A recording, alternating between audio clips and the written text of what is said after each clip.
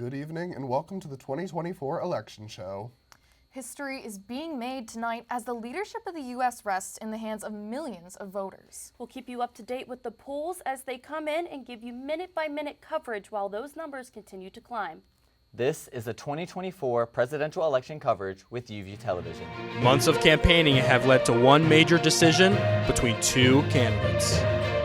In one of the most consequential elections of our lifetime, and we have momentum. It is on our side. Can you feel it? We will make America strong again, and we will make America great again. Live from Point Park University, this is Election Night 2024. Watch history happen.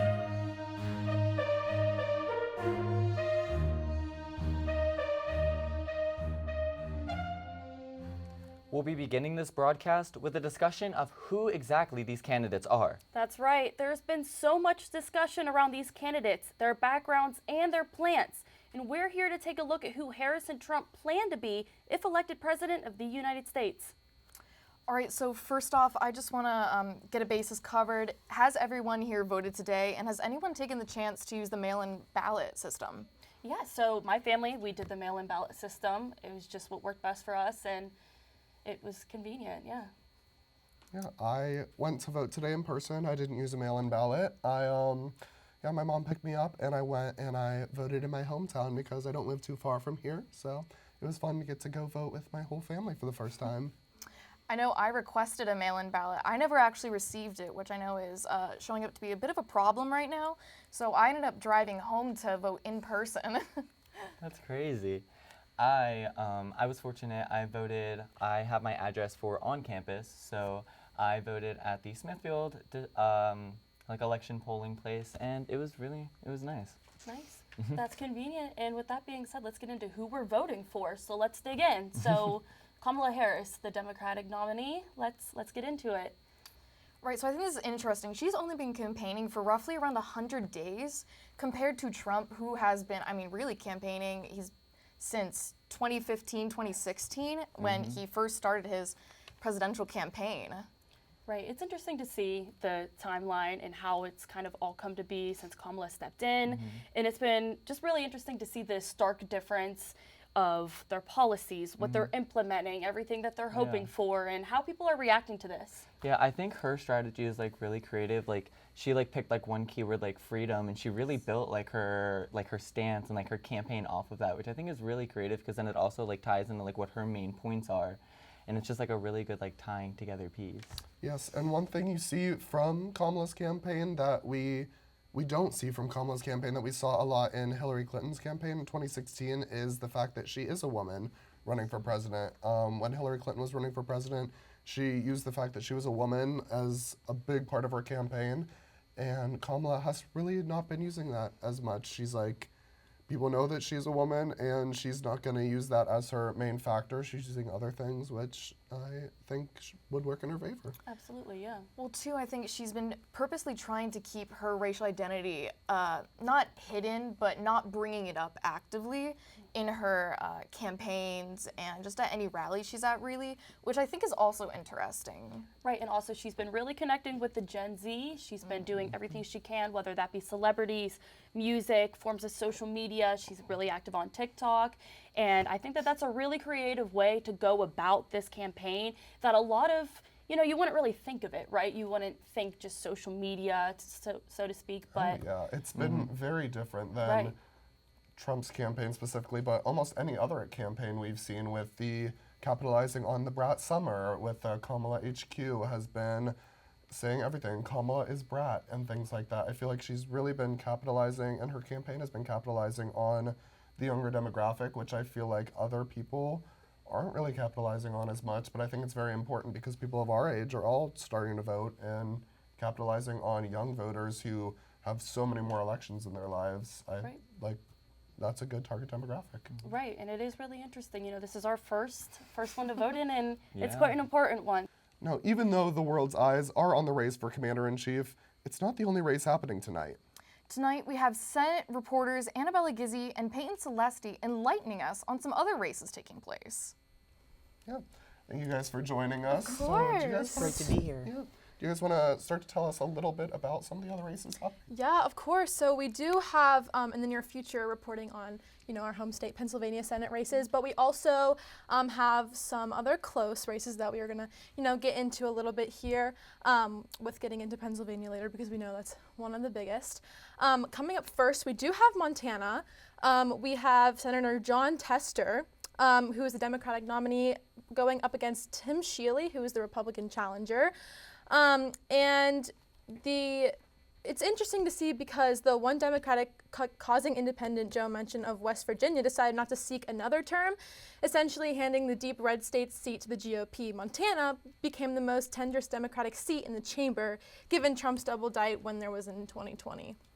Yeah, Jon Tester is definitely in trouble tonight. He should win. It's likely that he'll win, but it just kind of goes to show the Republicans have a big edge tonight. Right. Well, on the Senate, it would be shocking if the Democrats somehow held control of the Senate. They have to win 7 of 9 states, 7 of 9 of those close races, the closest races to get a partisan split of the U.S. Senate. So it's going to be tough. If they can somehow win Montana, and Tester's had that Montana seat for a long time. Correct. But if Tester can somehow hold on to that, with Montana shifting towards the Republican side more and more, that would be a good sign that the Democrats are going to hang in there tonight and maybe not lose that majority by as much as some may project. Right, and I think it's interesting. I'm going to piggyback off that a little bit. I just thought it was interesting because I was reading this morning that while Kamala Harris, her polls have been going up this weekend, that the Senate is getting the opposite news, which I think is interesting because you see those Democratic polls going up, so why aren't they aligning? Do you know what I mean? There's a lot of toss-up states though: Michigan, Wisconsin, Pennsylvania, which we're going to talk about, Ohio, which I think is one of the most interesting between Sherrod Brown and Bernie Moreno. That is the most. There's been the most money spent on that than any non-presidential campaign in history. $467 million on that campaign. Bernie Moreno is a multi-millionaire. He's been in the automobile industry for a long time. And that's a tie. I looked at it today. The New York Times has that as a tie. Right. And Brown is another Democrat trying to hold his seat. And there's been a lot of controversy with Moreno in terms of his, he's had some controversial comments about abortion. And there was a report that he didn't pay his workers overtime. So there's been some controversy there. Ohio has been trending Republican. Again, that's another example. Can that incumbent Democrat hold that in a Trump state? Mm-hmm. Correct, yeah. And I was reading the Hill this morning, and they report that Democrats, probably need to not only beat the polls in Ohio and Montana, like we were talking about, but also defy electoral gravity in each favorite, or in just each state. You know what I mean? I don't know. It's going to be interesting to see what happens because... That's a really interesting point you made about Kamala's polls going up, but the Senate polls being more towards Republican. I thought that was interesting because, the casual viewer would probably think that those two would be the same. Exactly, yeah. Considering the fact that, one vote goes the same way. You know what I mean? Typically same beliefs, same, alignment, but I don't know. Find out. We're going to find out tonight. Thank you guys so much for joining of course. us. All right, well, let's get into a few state updates now. It's been a little bit since we've done a state update, and a lot of results from states have come in. So I think we should start with some of the states that Trump has recently won. Trump has won Oklahoma, Mississippi, Florida, Alabama, South Carolina. And yeah, that's all the states Trump has won. You want to go ahead with the Harris? Yeah, so Harris has won Massachusetts, Connecticut, Maryland, and Rhode Island. So kind of a large portion of New England, which not super surprising. We kind of thought it might head that way. And really same for Trump, but what do you think about that? Yeah, I'm not too surprised at the moment. Obviously the southern states, Florida, Alabama, South Carolina, that was Mississippi, those were more on the obvious side to go the Republican way, to go the Trump way. And I think New England, typically more Democratic, and I think that makes a lot of sense. So I can't say that one's too surprising for me either at the moment. Yeah, I thought maybe in Florida there might have been a very slight chance, but once again, I was not betting on it to really lean Democratic by any means. So yeah, kind of not a huge surprise to either of us, really. Yeah, at the moment, I feel like there hasn't been too many surprises yet, especially with this group of them. I feel like those ones were all states that were mostly predictable. We could be seeing some more surprises coming up, though. Yeah, I mean, we haven't gone to any of the swing states, really, but those will be shortly coming up. So, I mean, just kind of waiting for those surprises to come. I know. We're going to have to wait and see. With both candidates focusing on student involvement with the election, it's important to find what topics students are thinking about when voting this year. Anchor Juliana Brock interviewed students on campus to hear their perspectives on this election. In this upcoming election, it can feel like there is a lot at stake, with both candidates offering many promises and changes. I'm here to ask Point Park students what is on their minds during this election season. I know that this election is a really important one. Well, every election is important, but this one is really important because there's a lot of things at stake. I am concerned that people aren't doing enough research as far as it pertains to elections. So I hope people are doing their research and on both parties and really siding with what is not just personally right, but ethically right. I have my own personal beliefs, and I just hope that, I would love to see a woman of color in office. I really would. And also, I'm a woman, my reproductive rights and everything I'm concerned about personally. But, I just hope that, the votes go well and it doesn't get too crazy. And I feel like a lot of people are kind of voting with what they grew up knowing or based on the last elections. So I think it's important to really know what the candidates actually stand for rather than what image they present. I am actually a resident of Maryland, but changed my voter registration to PA because I knew that it would matter a lot more. This election is, very anxiety inducing. So I think one side, there's a lot of anxiety that goes with it of who's going to win and what the effects of that are going to be. And I think very much this year it's a human rights vote, that you're either voting for or against, the collective human rights. So I get nervous. I'm going to be watching it. I know, on YouTube, the streams forever, and that's going to be super. I did it last time, the last election, and it was super scary. But I also get nervous about the response afterwards of people's candidates if they don't win and how that will be. I think one side might be a little more expressive in that sense than the other. So that's, and also with denying elections has been really scary of if my person doesn't win, it's because they were cheated, that something else happened. So that gets scary of no matter what happens, maybe people won't even accept the election results. With the voting turnout for 18 to 24-year-olds increasing each year, it will be interesting to see how fellow students have voted this year. I'm at Point Park University for UView Television. This is Juliana Brock. Thanks, Juliana. Students are a key voting demographic, and they could play a big role in who wins this election. All right, and now we have Peyton and Annabella. They are back to give us another Senate update. So take it away, you guys. So first we have a little Delaware update. We do have the Democratic Party taking over in the Senate by Lisa Blunt Rochester, who actually is the first African-American woman to win the Senate in Delaware. So keep that strictly just in Delaware. So yeah, that is some interesting news, some for Delaware. And then, did you want to cover Connecticut? The other Senate seat that was called, not a surprise, Chris Murphy, the incumbent, longtime Democrat, is won Connecticut over Republican Matthew Corey. That was called for the Democrats, Chris Murphy. And some of the bigger races right now, specifically, I talked about this earlier, Ohio. Bernie Moreno just took the lead over Sherrod Brown. It is neck and neck. The Republican challenger just took the lead over Sherrod Brown. Sherrod Brown's still doing better than Harris in Ohio. Trump is most likely going to win Ohio, but Brown hanging in there. A lot of, like Ethan talked about, a lot of mail-in ballots and early votes to be counted that will probably favor the Democrats. So Sherrod Brown in a decent position, but Moreno gaining some momentum in the votes that are being counted right now. Yeah, I read something earlier for Ohio's Senate race that this has become one of the biggest spending races in Senate history. Yeah, I mentioned that, $467 million. And it, wow, compared to out of any non-presidential race, that is the most money spent on any race ever. So yeah. It's historic stuff. Mm-hmm. In Texas, we're going to talk about Colin Allred and Ted Cruz later, but the votes are being counted. The polls just closed at 9 o'clock, but they almost have 50% of the vote in Texas. Where is Texas? Yeah, Colin Allred is competing as expected. They did call it for Trump, but Allred's still competing. He's up. He's down 4 points to Cruz. He was leading at some point, but they have not called the Senate race in Texas yet for Cruz. Allred being competitive, it should go to Cruz, but certainly a possibility. Yeah.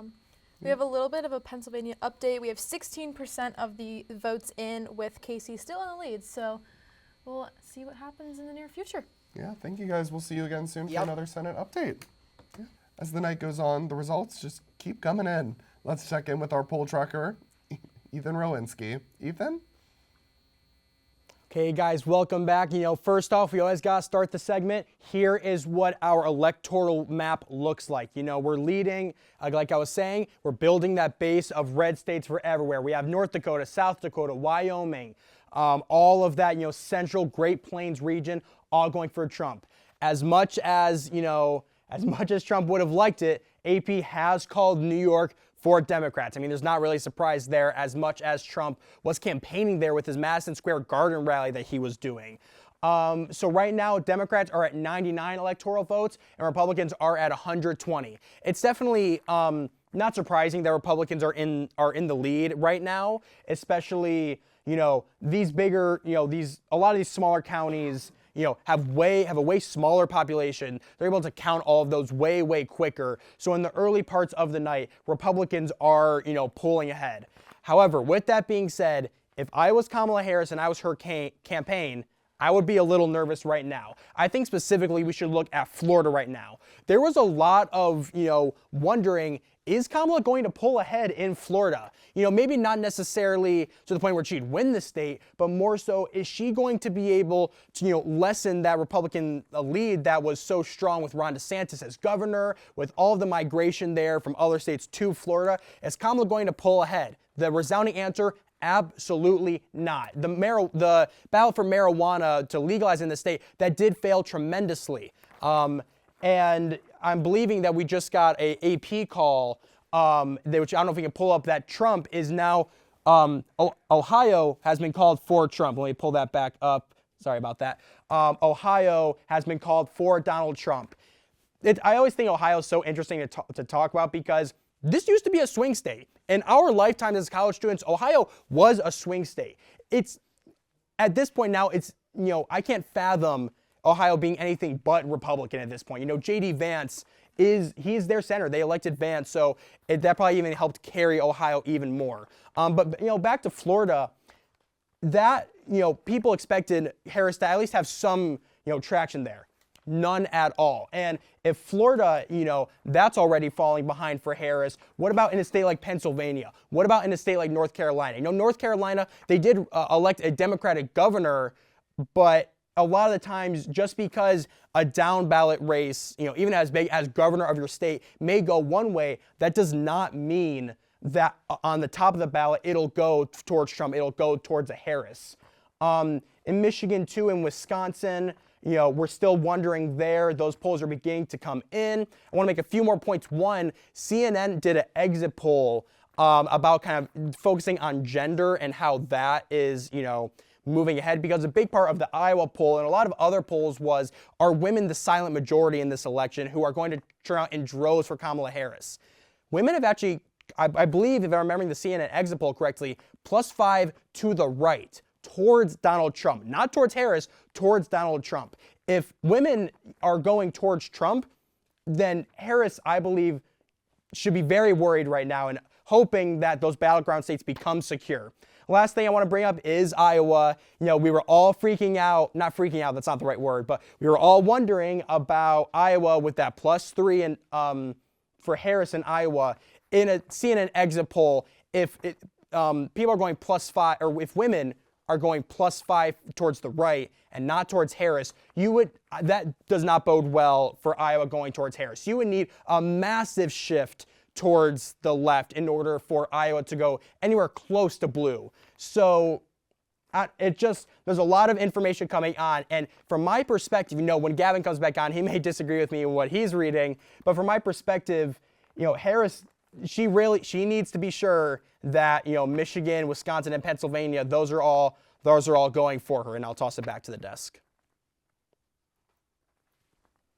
And I thought that was a very interesting point you made about women in the campaigns, and I've noticed it a lot recently with the rallies in the front of the Trump rallies. Usually right behind Trump, you see all of the women for Trump signs, and there's usually a lot of women, and he has women speakers at his rallies, and you've seen it a lot, people saying, well, we think that the women are going to really show up in the polls for Kamala, even if they say that they're voting for Trump. But, I like that you talked about, what if they don't? What if they really are for Yeah, Trump? exactly. Yeah. I mean, it's the whole thing where people are always wondering, why are people going for Donald Trump, especially in our generation? There's been so much discussion on, I can't believe people are voting for Donald Trump. I can't believe with everything that he's been going on. But it comes down to just very basic perception of, I had more money in my pocket when Donald Trump was president compared to when when Joe Biden, and in terms of this election, Kamala Harris were in office. Now, so it's kind of wondering, is that factor pulling ahead of abortion, for example? Because 2022, pollsters way underestimated Democrats in that election, and that's why Democrats pulled way ahead in the midterm. However, is Roe v. Wade, even though it was super recent, I'm not disregarding that, is Roe v. Wade already going behind in voters' minds? Is that already not at the forefront? Is it the economy? Is it things, is it the economy? Is it immigration? These are some of the concerns. There's some exit polling to suggesting that the threat of democracy is at the top of voters' minds. However, some of those pollsters, namely, I believe I saw that from the ABC Intel's poll, they've been very finicky in past years. Like in 2020, they had Biden up +17 in Wisconsin or Minnesota. I believe he won that state by only 3. And so it's really, is this another year where Trump just throws every pollster for a loop? Pollsters cannot accurately get down to support for Donald Trump. Again, we are super early in the night, so no one, what do I know? What do any of us really know? It's just, we'll have to see further in the night. This is the big question of the night. Did pollsters accurately represent Trump this year? Either they got him right, because 2016, 2020, I'm yapping a lot, feel free to interrupt me. 2016, 2020, he was polling at around 43%, both those races. He won about 48% nationally, both those elections. This year, he's been polling 48%.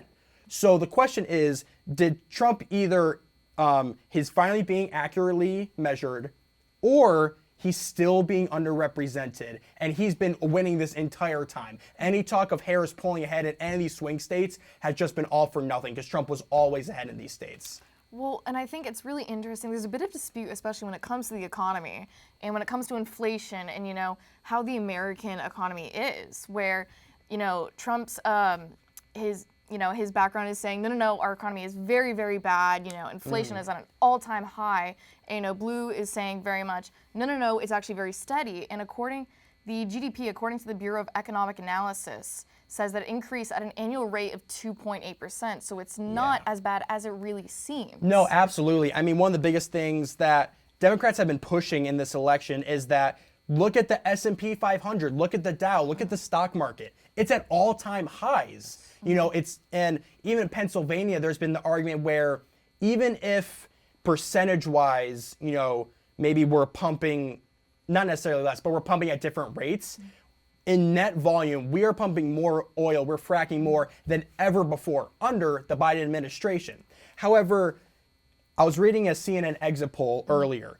The perception of Trump's economy is at a rating of 48%, looking back at in their memory of what it was. That's higher than that's higher than at any point in his administration on how he was doing in the economy. The memory of the Trump economy, especially comparing it to the Joe Biden years, have just, it's totally different than what they were thinking in the moment.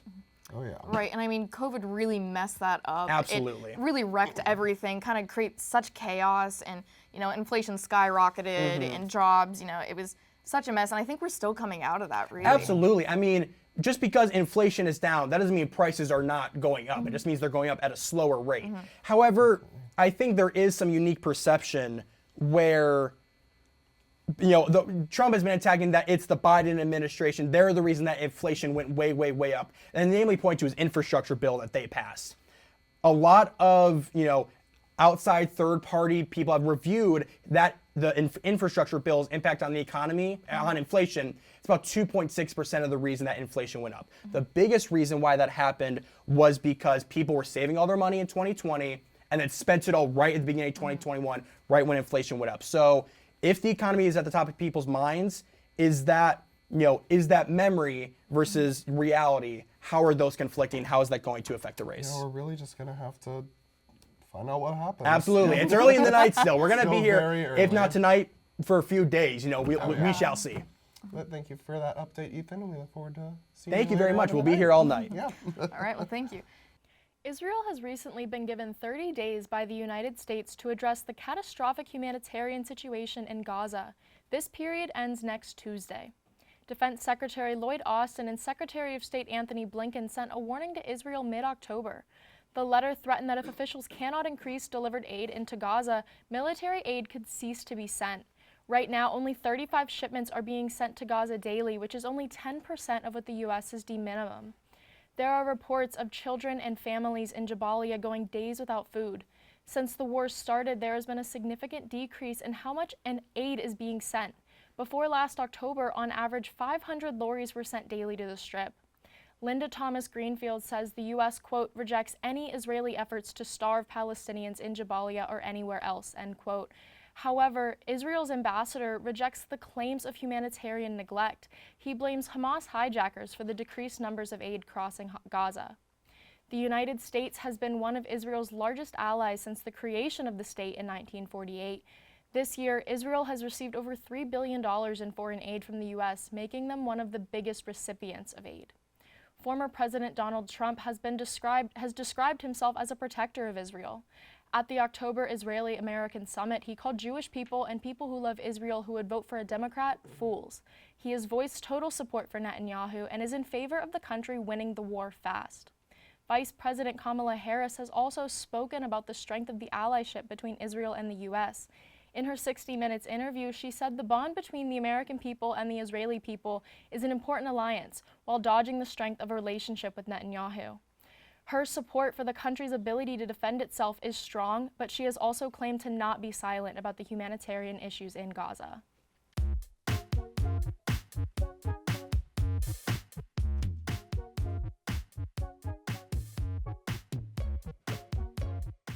Welcome back to UVU's election coverage. I'm Robert Fornatero. And I'm Juliana Brock. Today, voters are deciding between different candidates for president and how they will shape our country.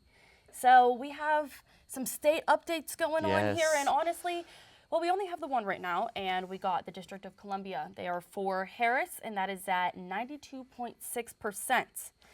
I think that was something that we could have anticipated. I know they've gone blue in the past. They have a rate of doing that. Yes. But it's still pretty exciting. Also, with how much she was leading, 92.6% is really good. I agree, right, yes, and that came in, and that was, you know, something to put on the map for sure. So that was something there, and that's all we have for you state-wise right now, but Pittsburgh is a solidly blue city that has a big influence over which way Pennsylvania leans.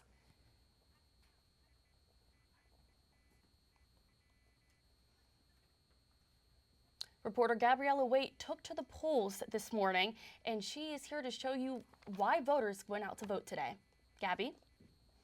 It's November 5th, and the 2024 presidential election is in full swing as people are lined up and ready to vote. I'm here outside the polls of Pittsburgh, Pennsylvania, to ask voters their take on this election this year. The 2024 presidential election is becoming one of the most prominent presidential elections in the history of the United States. Pennsylvania has been a key topic during the 2024 presidential election, as both candidates have been heavily campaigning in Pennsylvania to win over the state. I think this election is so important. Well, from my perspective, I am a first-time voter, so it's exciting in that perspective. But also, just in general, I think there's been so much lead up to this election and so much context leading up to it where there's just a lot of reasons to vote, and I don't know, it just seems super important to exercise the right to vote, but also because of the specific candidates and how everything has played out so far. There are many first-time voters that are coming out to make sure that their voices are heard for the 2024 presidential election. This election has a lot of proposals that are more concerned to younger voters, pulling them out of their houses and into the polling stations. Personally, vote with your daughter in mind. I'm fighting for reproductive rights. It's my body. I think the election is so important because of how divided the country is right now. You see everybody posting, telling you, go vote, go vote. My professor actually told me to leave class to go vote because I was stressed because I didn't have enough time, so. I believe in civil rights, and I believe in equal protection under the law for everyone, including responsible firearm owners. I'm an independent. I feel that civil issues are more important.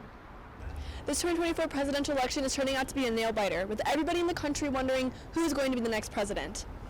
I'm Gabriella Waite, reporting for UView Television. Thanks, Gabby. Now, not far from the Pittsburgh area, Butler County is a largely red area with a vastly different political landscape. Pennsylvania is one of the biggest deciding factors of this election, so reporter Jonah Summers talked to some Butler County residents about what sent them out to vote. 57% of registered voters here in Butler County are Republican. The last time that this county has voted Democratic in a presidential election was nearly 50 years ago. Yet we are just miles away from what happened on July 13th whenever Trump was nearly assassinated at the Butler County Fairgrounds. So polling places here in November like this and places like this are filled with so many Republican voters. So here on this warm and crucial November day, I'm talking to voters to see how they're feeling. Vote for the right party. What's the right party? There's only one, the Republican. Trump is all about God. I think if we get God back in the country, everything will be stellar. We're not divided. We have so much more in common. We all have families. We all have friends. Some think differently, and that's their right. What I really wanted to know from these Republican voters was how they took in what happened on July 13th and how it's impacting their vote today. Reminder of Kennedy, watching it on TV. Yeah, brought back memories. Kennedy, Martin Luther King, Bobby Kennedy, so many others. The Pope, Reagan.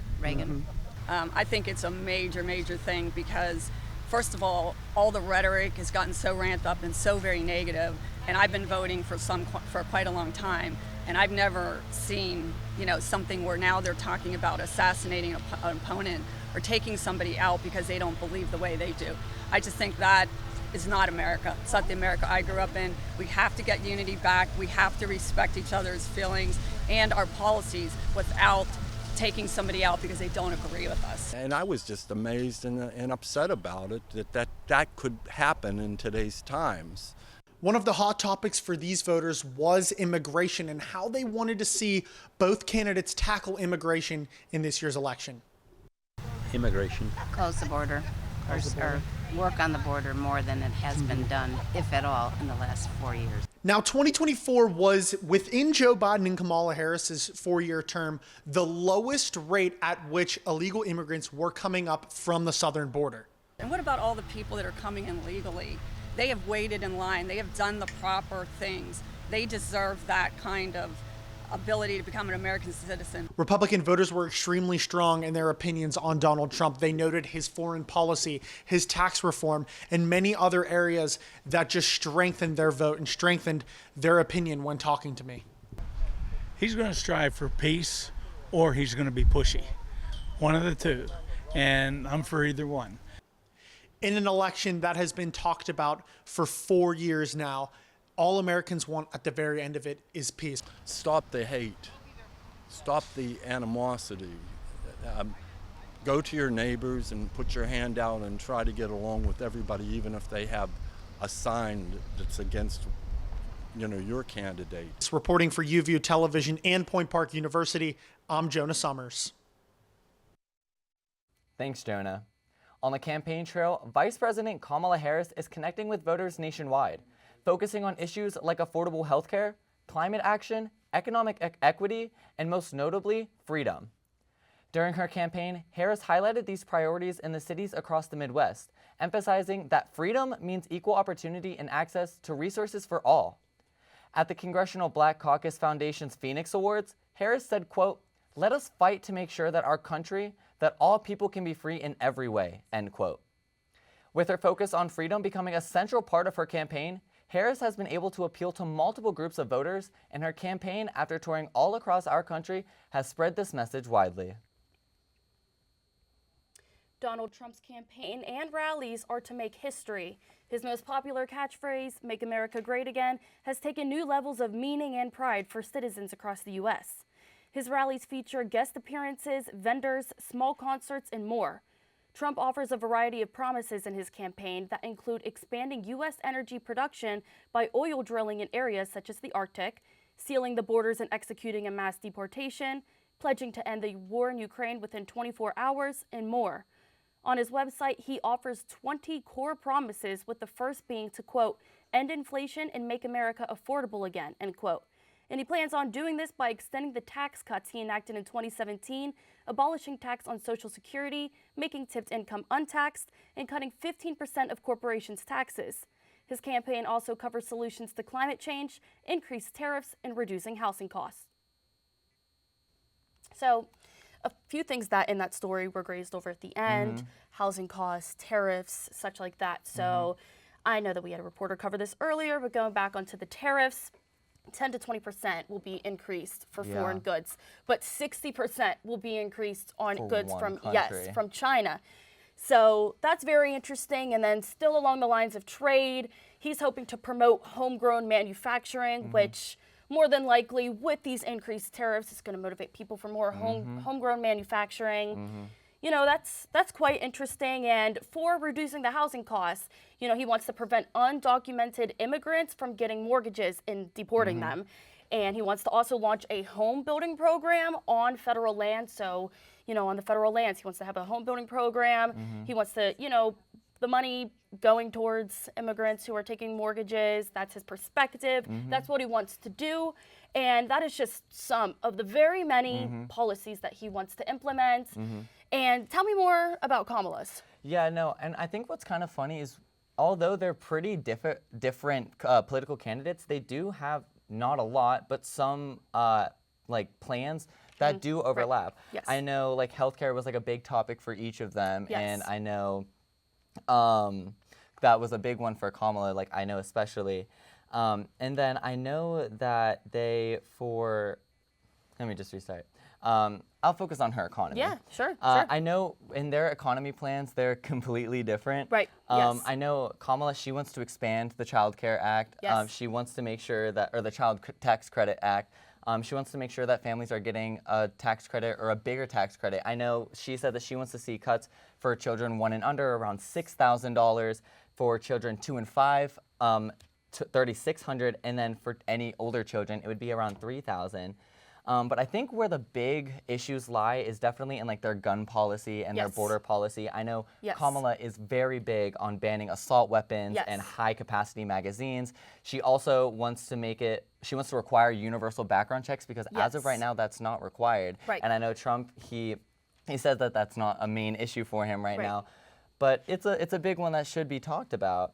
And I know she wants to invest in law enforcement hiring and training the officers, which is very, I know with the Black Lives Matter movement and all of the issues that have come from the police force, I think it's smart that she's coming up with a plan to like kind of tackle that. Because like, although it's not as mainstream in the media anymore, it still is an issue that is happening that you do see like randomly from time to time that should eventually stop. Right, and it was a historical issue, so she's kind of taking something that was once, it still is a headline in the news, but very much a big headline in the news, and she's taking it and being like, hey, I didn't forget about this, and touching back again on it. Yes. Yes, and then going back on this, you know, we're all seeing immigration kind of on there for both parties, and you know, like Trump, he is determined to finish the wall whenever he gets back whenever he gets back in, Yes. he wants to, even children of undocumented residents would no longer be able to receive a U.S. citizenship. He wants to deport those who don't have U.S. citizenship. Yeah. And actually, 6 in 10 voters are in support of a mass deportation. So, That's pretty big, yeah. It's interesting. Yeah, especially in comparison to Kamala Harris's. I know she wants to reinstate the bipartisan border bill. Yes. And not many people really know what goes into that, but it was very resourceful. It puts more resources to our border, and then it Right. also closed loopholes from cartel members. And so that was like a big thing that she was trying to tackle, was like the issue of what they were bringing in, not the actual immigrants themselves. Right. Third-party candidate Jill Stein was in Pittsburgh this past week holding a meet and greet and rally in the Oakland area. Reporter and poll tracker Gavin Petrone got the chance to interview her about her campaign plans. That's right, I'm here in Schenley Plaza. That's Jill Stein. She's having a rally for the Green Party. Stein had a meet and greet earlier in an office on Forbes Ave. She's been the Green Party's nominee for president since 2012, and she's hoping to get at least 5% of the vote this election to qualify for federal funding. Her campaign has come under fire for taking votes away from the Harris campaign and making it more likely that we'll make a return to the Trump presidency. Politicians have to earn your votes. They don't own your vote. Right now, Kamala Harris could win back many votes. She lost those votes. And the question is, are those voters going to support Donald Trump, which some of them are, or are they going to support an actual people-powered campaign? To be told that you have to vote for Kamala Harris is just, it's just nonsense. Those votes were already lost. And for the Democrats to try to say that we're taking them away, we're not taking them away. They have to earn our votes. They don't own them. Stein's campaign is running on what they call a Green New Deal. It promises to end student debt, make public higher ed free, provide health care as a human right, implement rent control, and provide 15 million units of free housing around the country, and prioritize sustainable climate policy. The Greens have been criticized for their Republican connections, in particular the Trump-affiliated lawyers who helped Stein get on the ballot in Nevada and Wisconsin. If they happen to be campaigning for us, that's their doing. This is nothing that we have ever sanctioned or allowed. And one attorney that was not even hired by us, he was part of a pro bono effort, which was multi-partisan, to enable Nevada to have a choice.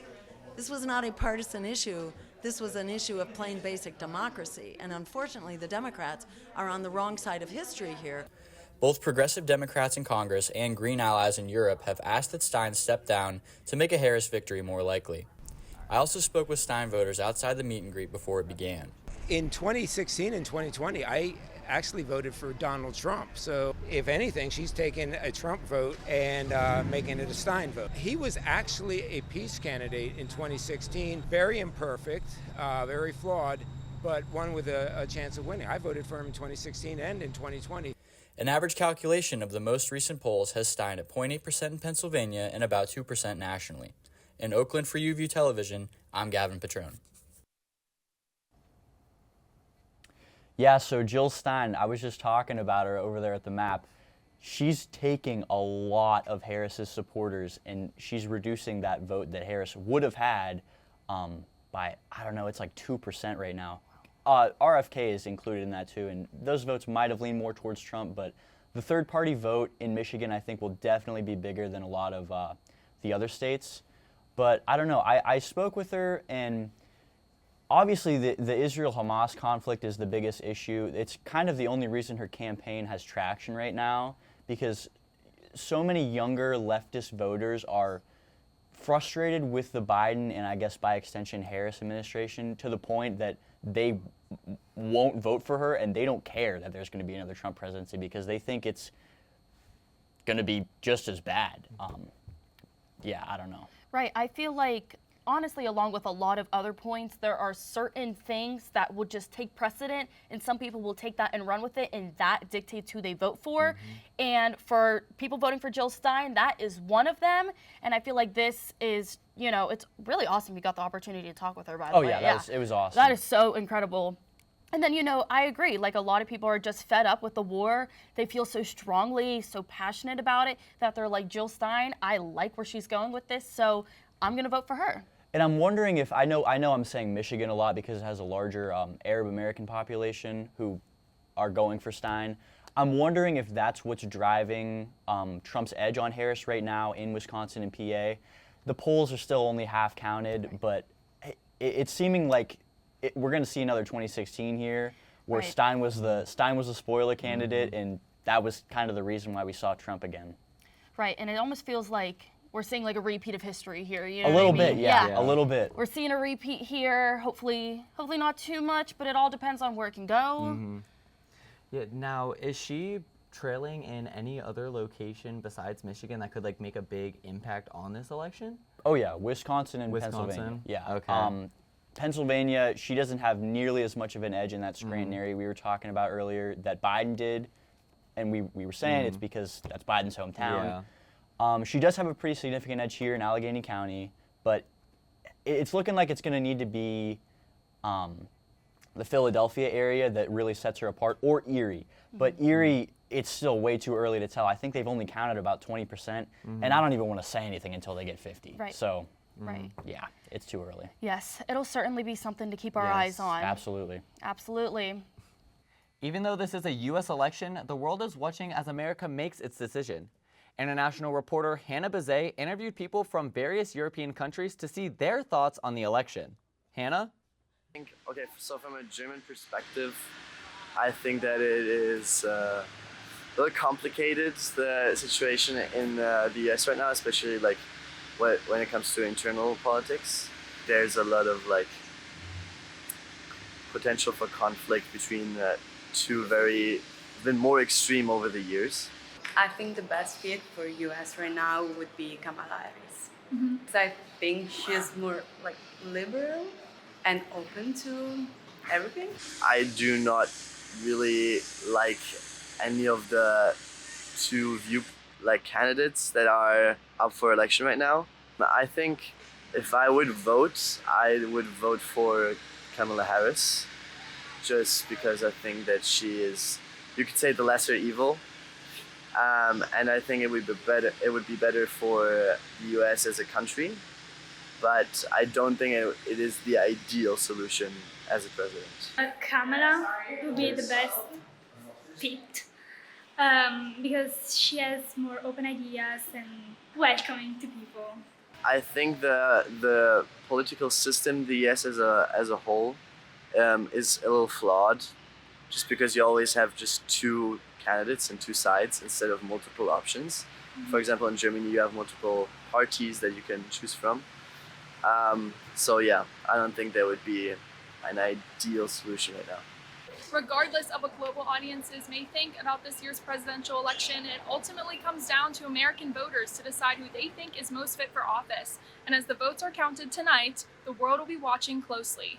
Reporting from Rome, Italy, I'm Hannah Bazet. When deciding who to vote for in this election, it's important to look at the policies of the current president and how they're affecting us now. Reporter Nick Brown has the details on how Biden's economic policies have changed our economy. I'm back. Thanks for having me back. As Americans head to the polls, a look back at President Joe Biden's term provides valuable context for voters weighing the impact of his policies on the economy, jobs, and inflation. Despite navigating a turbulent post-pandemic recovery, Biden's administration oversaw a period of resilience with economic growth, record low unemployment, and substantial investments in infrastructure and clean energy.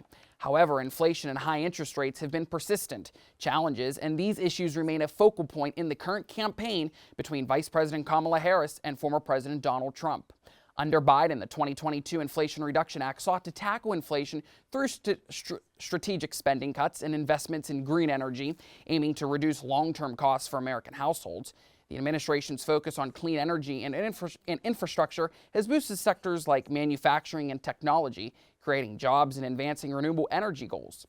However, opponents argue that pandemic-era stimulus spending contributed to inflation, which spiked to over 8% at one point, impacting the cost of living for many Americans. For Vice President Kamala Harris, Biden's legacy is a foundation to build on. Her platform promises to further reduce household costs through targeted tax credits, expand access to affordable housing, and promote green job growth. Harris emphasizes the administration's investments in infrastructure and technology as pillars of a strong economy that prioritizes climate resilience and worker support. In contrast, former President Trump is campaigning on a return to the economic policies he implemented from 2017 to 2021, including tax cuts and deregulation. His platform proposes a shift back to traditional energy sources, arguing this will lower costs and create more immediate job opportunities in oil and gas. Trump's economic vision is to lower taxes, reduce federal spending, and roll back some of the Biden administration's energy policies, positioning them as a way to ease inflation and give Americans greater financial flexibility. As Election Day approaches, voters are considering which path they believe will best secure long-term economic stability. The decision offers contrasting visions, one that builds on recent investments in clean energy and infrastructure under Harris, or one that promises to reduce taxes and return to traditional energy sectors under Trump. Regardless of the outcome, the nation's economic resilience will continue to be tested by both global and domestic challenges, making this election pivotal for the future direction of the American economy. Now, I think that this is definitely a very important topic, especially looking back on Biden's run, because that is also playing a massive role into people voting for Harris, given that she was his running mate. Right. Now, I know a lot of people were not necessarily happy with how Biden's economic plan went, and I think it's safe to say that it affected a lot of people. But and I know Trump has been using that as like leverage to build his campaign and build off of it. But how do you think this will affect? Well, looking back at the Biden legacy, Yahoo Finance put together a report card, and the overall grade they gave him as of October 8th of this year was an A. I mean, he outperforms on total employment, manufacturing employment. He's comparable to average hourly earnings, just a little bit above, like the stock market's at all-time highs, and I think we emphasized that earlier. And real GDP per capita is an outperform. I think his legacy is something to build on and remember, because I don't think anybody think he could accomplish what he faced in the Senate, the House, and all like the divisions that he faced. But this is something that we're going to look back on to see if Trump can actually replicate, or whoever the Democratic nominee is in the party. Yeah, I think that it's definitely going to be an interesting, way that it's going to come together. And I do feel as though people are kind of, with the rise of COVID, we're coming out of COVID. Feel like sometimes people forget it because they're just thinking about the grocery bill that they're getting right now. They're leaving the grocery store with minus so much money that was in their pockets, and sometimes I feel like the bigger picture needs to be looked at. But then again, what is the bigger picture depending on who wins this and how it's going to go in the future? Yeah, and the debate though about that is it actually inflation? Because we know inflation is coming down. It's about 2.5%. Right. So he has made a remarkable improvement on that. Or is it just actually the grocery stores jacking up the prices? And that's something that both candidates have kind of hinted at. Right. And so it will be interesting to see how that comes and how this all plays out into January 6th and leading into the next president of the United States. Yes, for sure. Yeah, definitely. Okay, welcome back to our final kind of Map Guy segment that we're going to be doing here. And right now we do have one call that we can make. One more call we can make for sure.